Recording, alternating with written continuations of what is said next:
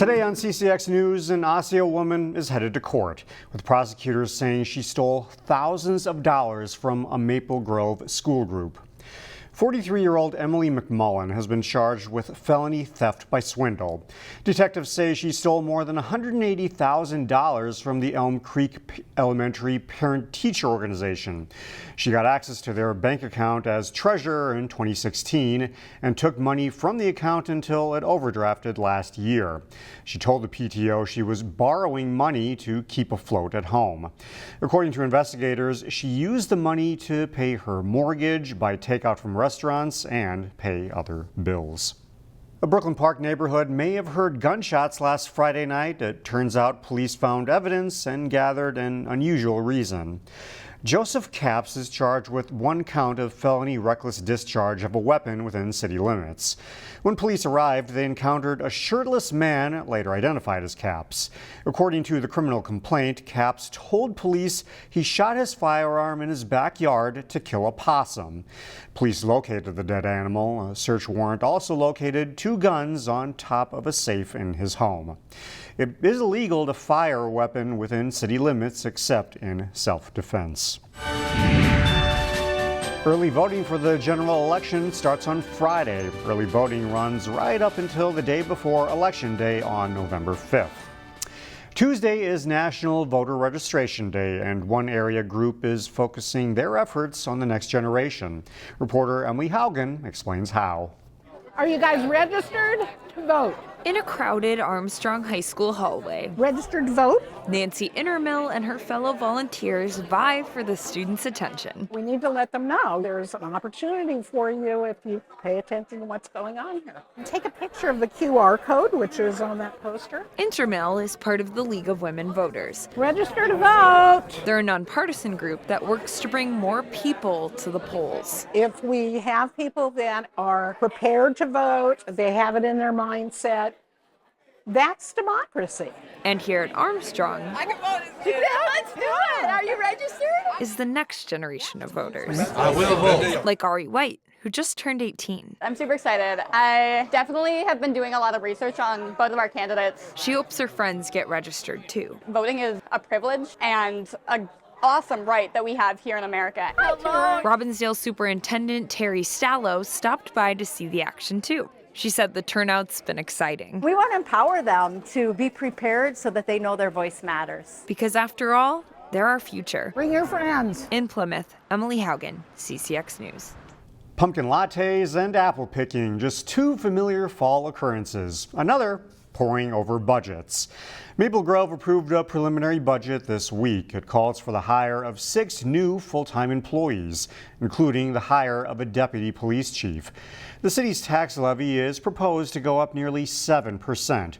For the average valued home in Maple Grove, it would be a city tax increase of about $70. According to city finance officials, Maple Grove's levy increase is actually lower than average. I think it's important for the public to understand and know that in cities of similar size to us, we have the lowest taxes per capita, and I think that's something that we as a city should be proud of, and I think it goes into the hard work that we've done to try and keep our budgets under control over the years. Largely driving increases in city budgets this year, cost of living adjustments, and increases in health insurance costs. Well, what would you do to look younger? In this edition of Business Matters, we go inside a Brooklyn Park skincare clinic that aims to help people slow the aging process. Minnesota summers are relatively short, which is why people like to get outside as often as possible. But if you don't take the necessary precautions, the sun can be unforgiving. I don't even remember talking about or discussing sunscreen anywhere or even seeing it in the store. 71-year-old Shirley Detmer says she was a frequent sunbather in the 1970s. We would sunbathe, put our baby oil on and sunbathe for hours and didn't realize that the burning was killing our skin. Those decisions from 50 years ago are what led her to come to Enrichment Skin Solutions in Brooklyn Park. Your chin is going to come in the middle. New patients here can get a deep look inside their skin. I'm going to do this side next, last set. A device scans Shirley's face and creates several 3D images. You're below your age on the nasolabial fold. Michael Johnson, the director of procedural medicine, then uses that information to look for things like wrinkles, tone, texture, and the impact of the sun's UV rays. 80% of facial skin aging is due already to the UV rays. Some of those rays have happened decades sooner, and now it's starting to come out in our 30s, 40s, 50s, and 60s. A computer tells patients how much their skin has aged. Shirley's skin age is 74. Staff then suggest solutions that they say can help slow the aging process. Not only skincare suggestions, antioxidant suggestions, nutritional suggestions, assistance with health coaches, life coaches, nutrition. While sunscreen helps, Johnson says there's more to it. Okay, I'm going to do your forehead. For Shirley, the hope is a little effort can go a long way to reversing the effects of the sun. I'm getting old, but my mind, like I say, isn't. So I would like to at least keep my skin and my body as young as my mind, which isn't going to happen, but I can work on it, I can try. A consultation like this costs about $200. Today in Plymouth, raising money and awareness for a disease that affects 1 in 10 older Americans. Trillium Woods Senior Living hosted a walk and silent auction on Tuesday for the Alzheimer's Association. The goal was to raise $25,000. It's expected to exceed that.